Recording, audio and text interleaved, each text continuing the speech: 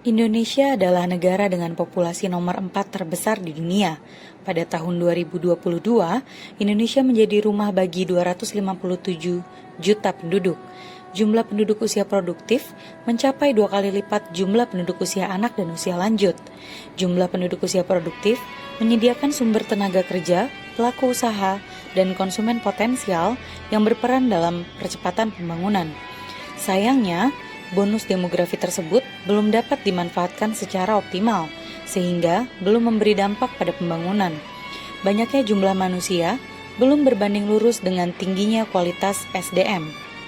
Kita, sebagai ASN, yang merupakan penyelenggara pelayanan publik, harus dapat menjadi teladan untuk perbaikan kualitas SDM di Indonesia, yakni dengan menerapkan core value atau nilai-nilai dasar ASN berakhlak. Sebagaimana yang dicontohkan oleh tokoh pembaruan KAI, yakni Ignatius Jonan. Ignatius Jonan, atau yang kerap dikenal dengan sapaan Jonan, lahir di Singapura pada tanggal 21 Juni 1961. Jonan pernah kuliah di beberapa universitas antara lain Universitas Staff, Universitas Airlangga, Universitas Harvard, Columbia Business School, dan Universitas Stanford.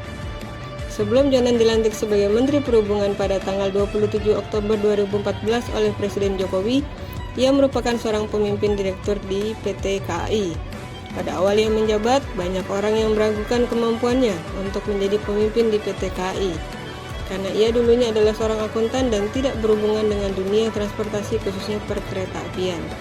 Nyatanya, Ignatius Jonan adalah figur yang berhasil melakukan revolusi pada layanan perkeretaapian nasional.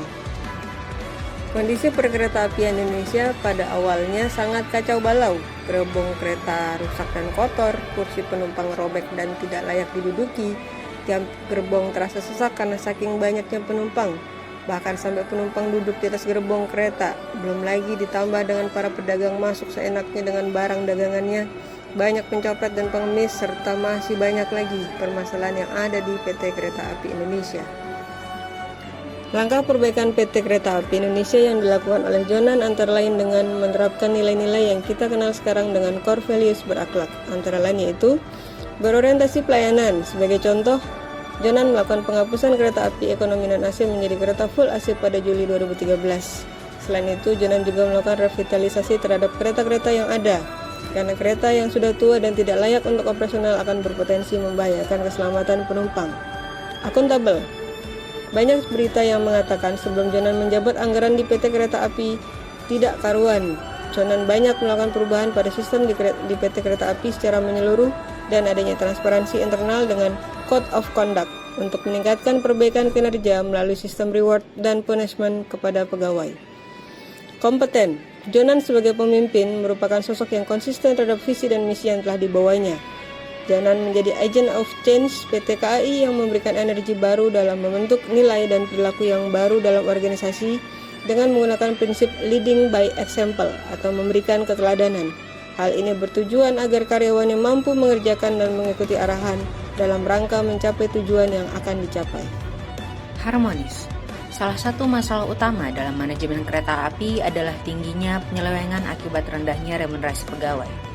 Jonan pun menaikkan remunerasi sebesar 5 hingga 6% dalam beberapa tahun terakhir yang terbukti berpengaruh besar terhadap kinerja pegawai. Sebagai contoh, penurunan angka kecelakaan kereta api yang cukup signifikan dari tahun 2009 hingga tahun 2013. Loyal. Foto Ignatius Jonan terlelap tidur dalam kereta api ekonomi menyebar di laman media sosial. Menurut anak buahnya, Jonan belum pulang ke rumah selama 15 hari demi memantau arus mudik dan arus balik. Adaptif. Perubahan budaya masyarakat dengan penggunaan teknologi dari pergantian sistem tiket konvensional menjadi sistem e-ticketing dengan dibiasakan mengantri dan menjadi lebih tertib masuk dan keluar stasiun melalui satu pintu. Kolaboratif. Jonan memiliki kemampuan untuk mengarahkan bawahannya dalam mengeksplorasi berbagai cara baru untuk belajar.